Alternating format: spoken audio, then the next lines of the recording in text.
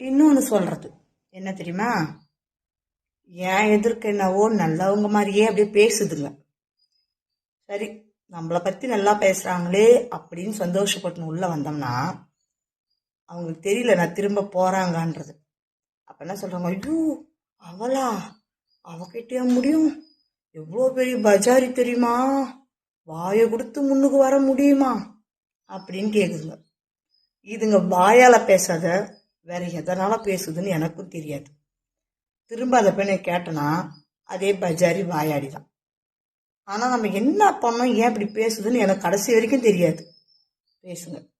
அப்புறம் அவள் அப்படியா இவன் இப்படியா, ஆனால் அப்படியா இப்படியான்னு மட்டும்தான் சொல்லுங்க, ஆனால் இப்படி அப்படின்னு தெளிவாக சொல்லாதுங்க. குழப்புங்க.